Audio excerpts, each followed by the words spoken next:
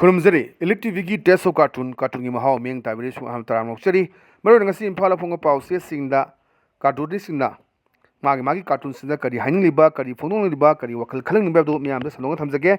An malakhosage sanga express ki onthok pani da ista. Onthok pani da haiba cartoon sing view kana kana mange na masida Donald Trump manba ma aduga Putin manba ma leire. Donald Trump sida ki hare kanda this world is in my hand. When law breaks down, bullets decide. Man hai Prithvi se ai khutta leire masida lo kairaba niti niom kairaba adu itadi nongmai maruna decide tawani haidana ada Putin man masina haire lunatic solana angawba thawai hain haire ana sai sida khogi hajak se khogi Donald Trump na toriba mafam na tarif thamaiba mayam thingaiba mayam singasi urakanda ni aduna masi angawu nu pani haidana Russia na khanba wakhando adu wakhando utpa sisu yam phajaba cartoon ne thamjage matang da leisina khoi sana leibaki loiredana aidune loiredana si yaure haju se mayam upambi yathatpa adagi kayena toba mayam ureda upambi ama yanthalaga leibani si leibasida khoigi sina kamdaru jano mi sinaba yaursiba masi rengleng dinena sidi khoi upambi yanthakhraga leiba khotpa mayam adu leirakanda masida khoigi tusanna khochandana toba yauba adu kandada mana haini mi sina kamdaru jano mi sinaba yaursiba masi rengleng dinena amane khume China Japan da oramnadi jail da leirane ana yam phajaba masi ye posi upambi su mali aduga any building amada yengu su mali masi machap chaba masi makhang mangamdre aina hai posi chumangada chumamoidra haibdo aduna sidaida adu mali China Japan da oramnadi jail da leirani hari posi karigino sina min loi sinaba yaur subaw masi leng de ai se koi upambi su malakte khoi building sing khoi gi hajak takhaiba tawreiba mayam sidaida tawdene hana complain tawbagi mongsu ubu manbam changi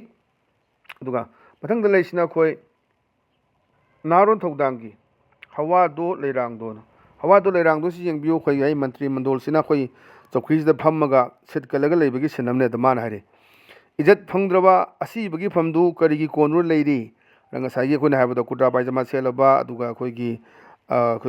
neru tupi upadi khoi MLN Mantri Madi Orena. Is it Pangrasu, Tolopti Pangidana Haidana? Mamang da Koi Wangui Kendri, Emily Haki Lere Koi,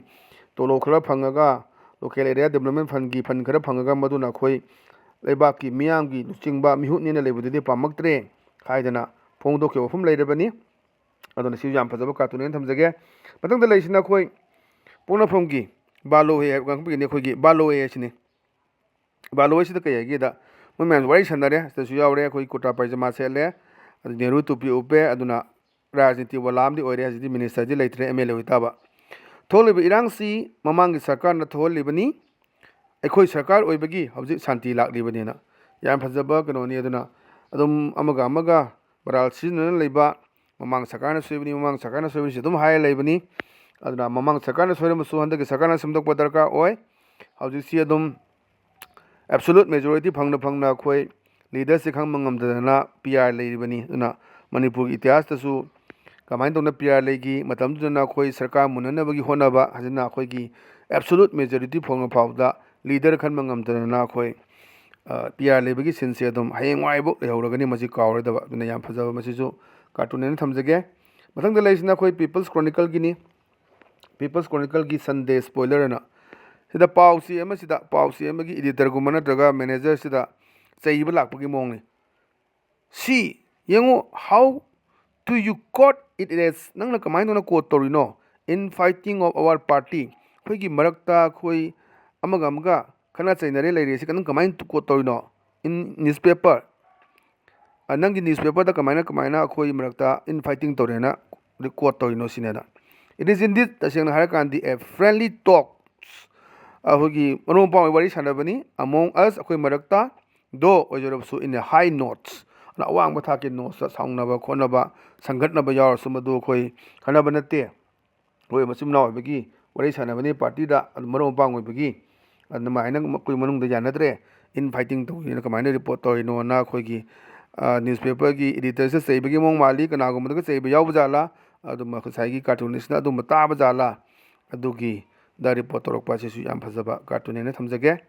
ana ngasi gi dia adugumba ELITETV gi test of cartoon ni mahau ꯃꯇꯥꯡ ꯑꯁꯤ ꯂꯣꯏꯁꯤꯟꯖꯔꯦ ꯃꯤꯠꯌꯦꯡ ꯇꯥꯕꯤꯔꯤꯕꯁꯤꯡꯕꯨ ꯑꯃꯨꯛ ꯍꯟꯅ ꯈꯨꯔꯨꯝꯖꯕꯒ ꯂꯣꯏꯅꯅ ꯀꯥꯏꯅꯅꯕ ꯊꯦꯡꯅꯖꯔꯤ ꯄꯤꯅꯕꯤꯔꯁꯤ